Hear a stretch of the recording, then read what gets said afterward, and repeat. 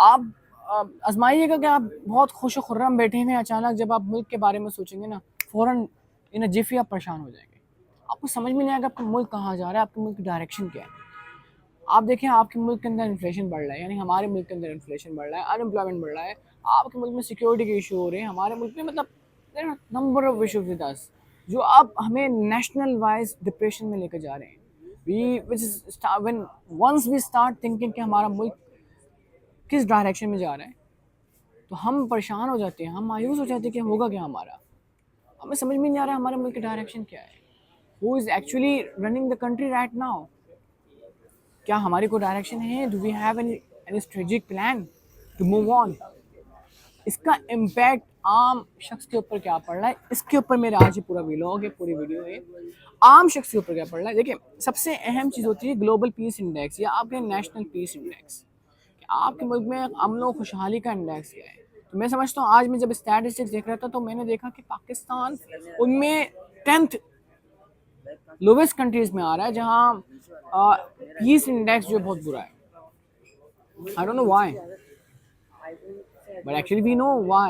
What are the reasons behind that? We, you know, actually being a nation, हम लोग बड़े बड़े बड़े मुश्किल दौर से गुजर रहे हैं। एक तरफ तो मेरे मुल्क का मसला ये है कि हमारे वहाँ ग्लोबल इकोनॉमिकल इंडिकेटर्स वो जो बड़े वर्सन होते जा रहे हैं, उसका एक इम्पेक्ट तो आ ही रहा है कि अनएम्प्लॉयमेंट जो है, इन्फ्लेशन रेट जो है, दूसरी चीज़ें जो हैं वो मुल्क में बड़ा फितूर पैदा कर रही हैं, बड़ा वर्ष से इंतशार पैदा कर रही है, जिसका एक आम इंसान पे बड़ा सिग्निफिकेंट किस्म का इम्पैक्ट पड़ रहा है कि उसकी ज़िंदगी से खुशहाली ख़त्म हो रही है। बहुत ज़बरदस्त एग्जांपल मैं आज यहाँ कोट करना चाह रहा था। आज जब मैं रास्ते में आ रहा था तो मैंने देखा कि भाई 6 सितंबर है और इस 6 सितंबर को हम कहते हैं यौम दिफा। ये आज यौम दिफा की स्पेशल वीडियो में कास्ट करना चाह रहा था, सोचा कि मैं आज ये कास्ट करूँ। तो यौम दिफा पे मुझे भी याद है, आपको भी याद होगा, जो मेरे साथ जितनी भी जनरेशन वाई है इन सबको याद है कि हम जब भी यौम दिफा आता था बड़े जोश व खरोश से सेलिब्रेट करते थे। इवन कोई भी त्यौहार हम बड़े जोश व खरोश से सेलिब्रेट करते थे। आज आया और चले गया, अब एहसास हुआ कि आज यौम दिफा था। 1965 की जो जंग थी जिसमें हमने इंडिया को डिफीट किया था, उसके सेलिब्रेशन में हम यौम दिफा मनाते हैं। आज हम भूल दें कि हमारा माजी क्या था, हम कौन थे, क्योंकि हम अब उस दौर में दाखिल हो गए हैं जहां हमें अगर सिर्फ देखें तो अंधेरे के अलावा कुछ नज़र नहीं आता। मसला क्या है, मसला ये कि दो साइड के मसले हैं, हमारे हाकिम भी ऐसे और हम भी ऐसे। अभी इससे पहले वाली वीडियो में मैंने कहा था कि बड़ा ज़बरदस्त ये बात मैं कहने जा रहा हूँ, जो अपने व्यूअर को समझाने की कोशिश कर रहा हूँ कि आप देखें कि पहले की कौमों में एक वक्त में एक विलन आता था, यानी नमरूद के टाइम में नमरूद, फ़िरौन के टाइम में फ़िरौन, कारून के टाइम में कारून, हाँ सांवरी जादूगर के टाइम में सांवरी जादूगर, यानी एक कौम में एक वक्त में एक विलन होता था और वो काफ़ी था। हमारी कौम में सारे के सारे एक साथ हैं, हमारे वहाँ कारून भी है, हमारे वहाँ सांवरी भी है, हमारे वहाँ फ़िरौन भी है, हमारे वहाँ यजीद भी, जितने भी विलन हैं एक साथ हम पे मुसल्लत हो गए।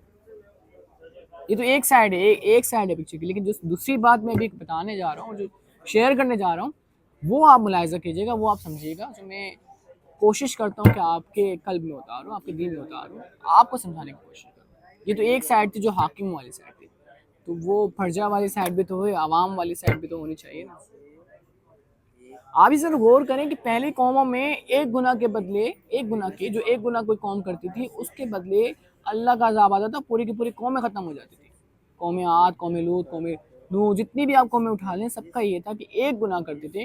कोई नाप तोल में था, कोई दूसरे कहते हैं ना गैर अखलाकी कामों में था, तो उनमें जो ये चीज़ें थी वो एक गुनाह की बेसिस पे वो पूरी कौमों को पलट देते थे अल्लाह ताला। आप मेरी कौम का हाल उठाकर तो देखें, सारे के सारे गुनाह आपके साथ मिले,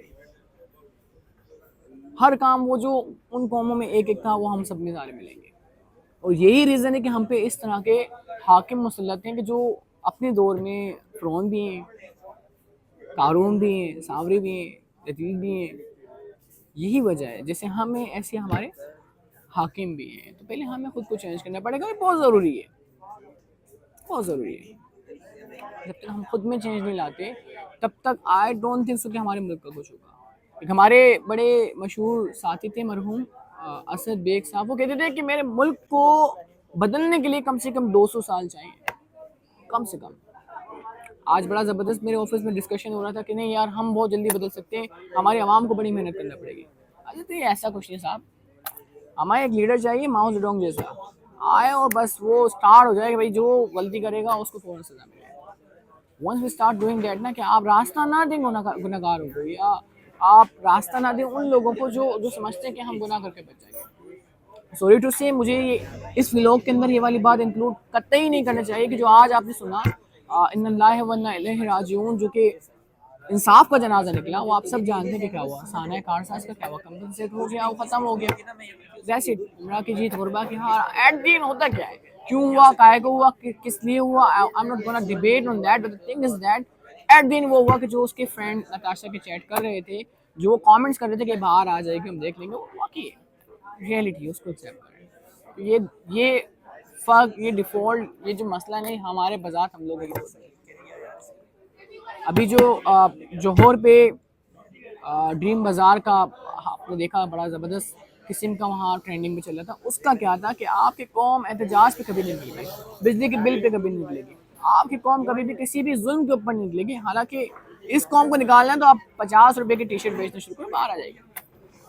हमारे कौम का तो भाई बहुत सारे मसले हमें बज़ाहिर खुद बदलना होगा, बदलना पड़ेगा। मेरा एक फ्रेंड था नॉन मुस्लिम, कहने लगा ये बताएं, अंबिया कराम जितने भी गुजरे हैं सबके पास मौज़े होते थे, तो मोहम्मद रसूलुल्लाह सल्लल्लाहु अलैहि वसल्लम का सबसे बड़ा मौज़ा क्या था? तो जो मेरे एनालिसिस है, जो मेरी नाकिस नॉलेज, जो मेरी तज्ज़िया निगारी है, उसमें तो मैंने ये पाया कि उनका जो अखलाक मुबारक था वो सबसे बड़े मौज़ों में एक मौज़ा था।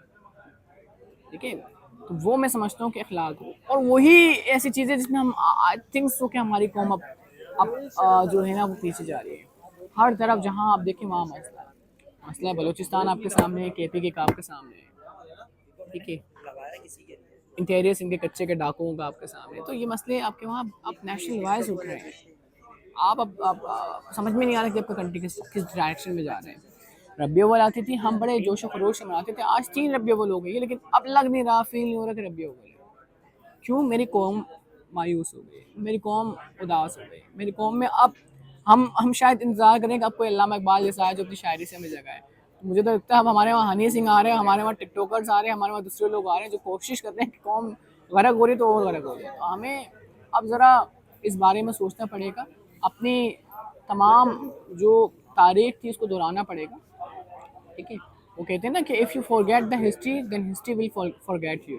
We are not going to forget the history, we have to remember the history that who we are. ठीक है, बड़ा इसमें आपको मैं बताता चलूँ, बड़ा ज़बरदस्त एक शेर है कि दश्त दश्त है सहरा भी न छोड़े हमने, बहराए जुल्मात में दौड़ा दिए घोड़े हमने, जब आया ऐन लड़ाई में वक्त नमाज, किबला रूह हो के ज़मीन बोस हुई कौम हिजाज, एक ही सफ में खड़े हो गए महमूद और अयास, ना रहा बंदा ना रहा बंदा नवाज। तो ये वो दौर था कि जब हमारा सुनहरा दौर था।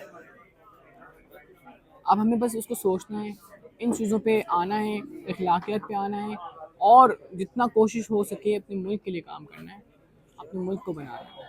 वही हम ही हैं जो अपना मुल्क बना सकते हैं। तो that is our responsibility, prime responsibility, we have to do that. Thank you so much, तशक्कुर ड्रीम, अल्लाह हाफिज़, अस्सलाम वालेकुम। तुम लोग अपनी